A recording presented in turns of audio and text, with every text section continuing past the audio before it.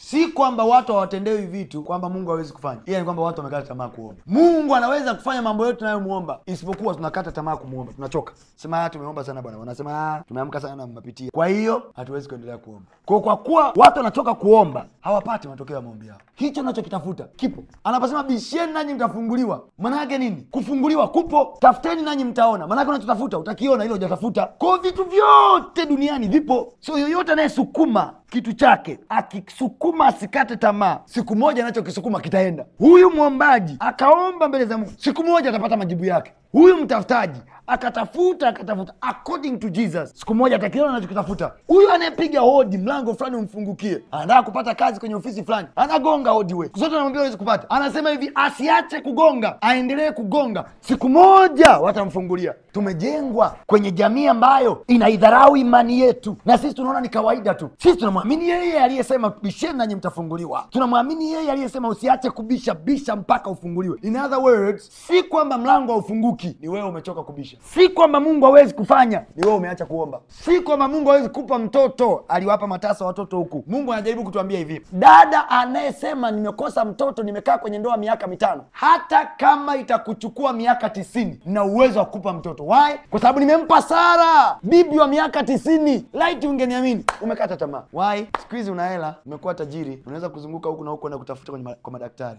Kwa hiyo imani imeingia maji. When God is behind a person, He will do wonders and miracles. Ifike saa watoto wa Mungu, let's trust our God. Alafu uone hizo promotion kama hazitakuja ofisini. Alafu uone hizo miracle kama hazitakuja ofisini. Alafu uone kama hivyo viwanja havitapatikana. Alafu uone kama watu walioingia kwenye bangi hawawezi kuacha bangi zao. Natakiwa kufahamu ya kwamba kila ninachosikia kwenye neno la Kristo kinatakiwa kinipe mimi nini? Imani. Biblia inasema imani ni kuwa na hakika ya mambo yanayotarajiwa. Kwa hiyo maana yake nini? Ninapoona scripture inatakiwa achie mimi uhakika wa kitu ninachokitarajia, kwa sababu imani chanzo chake ni kusikia. Kwa nikimaliza kusoma maandiko, nikimaliza kusoma habari ya mwanamke wa Sarepta kapu lake kutoisha unga, nikimaliza kusoma habari za Yesu aliyelisha watu 5,000 kwa mikate 5 na samaki 2, nikimaliza kusoma zile habari, natakiwa niwe na uhakika wa jambo ninalolitarajia kutokana na kile nilichokisikia. Yote Mungu anayoweza kuyafanya au aliyowahi kuyafanya, yote angeruhusu yaandikwe hayo yote. Vitabu vyote duniani, Biblia including vyote tulivyoandika sisi, visingetosha. Anasema lakini haya yameandikwa ili mtu apate kuamini. Kwa hiki tunachokisoma, tunasoma portion ya kutusaidia kuamini.